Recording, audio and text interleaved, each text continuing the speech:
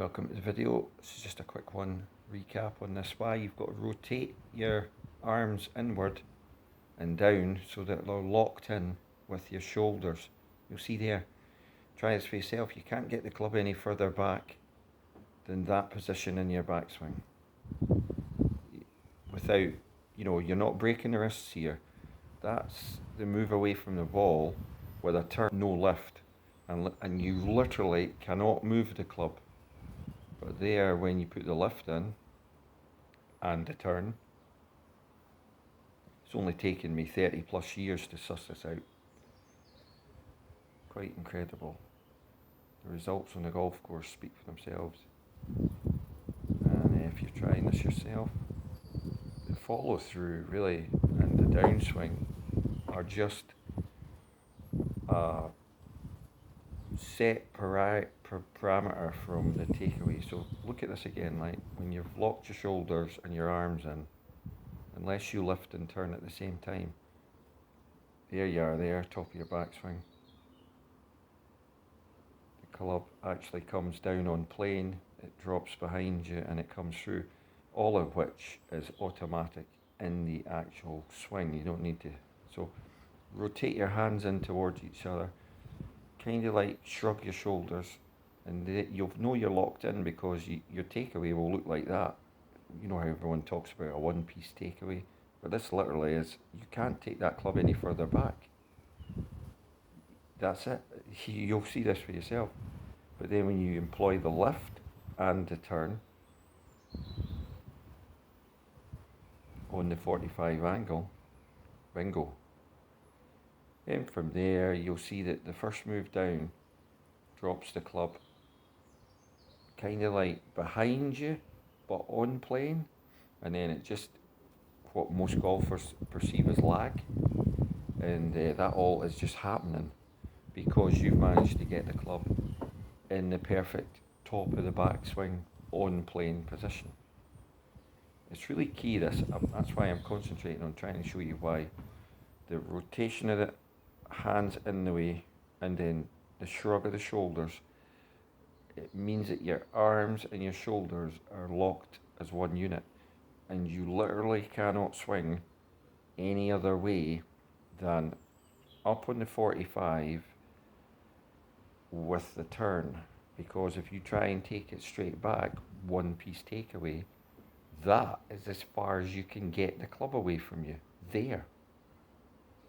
Note how you are not breaking or flipping the wrists at any point in this golf swing, which is what you want. And the thought process now is a lot simpler because you cannot turn and lift. If you don't turn and lift, you cannot move to that top of the backswing position.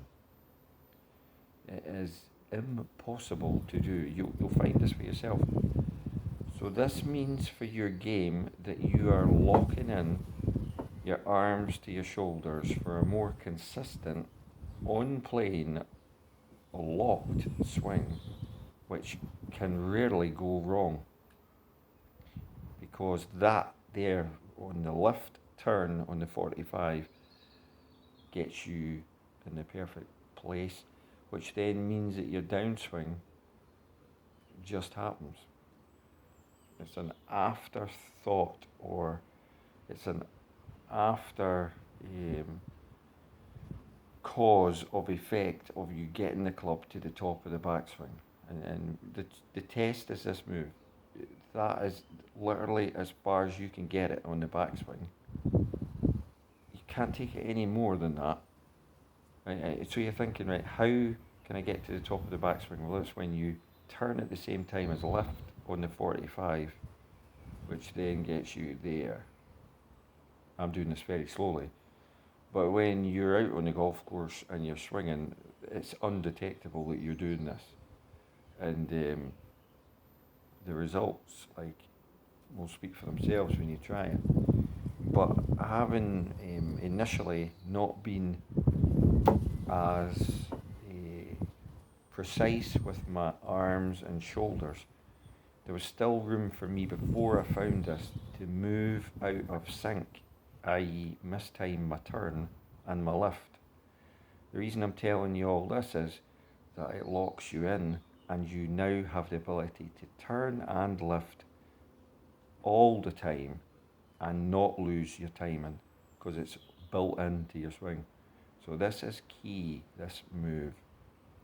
And then you can do it before you pick the club up, or you can do it with the hands on the club, but it's easier to do it with the hands off the club.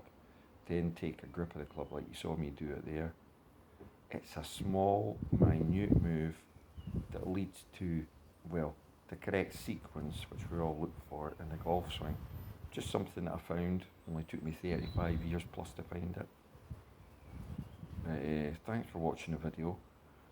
I hope this really does help you. I think doing it this way explains it more as to what's actually not moving, if you like, or what you're not trying to move. You're just trying to turn and hit the 45, and then from there everything's a reaction rather than a planned action. I'll say that again.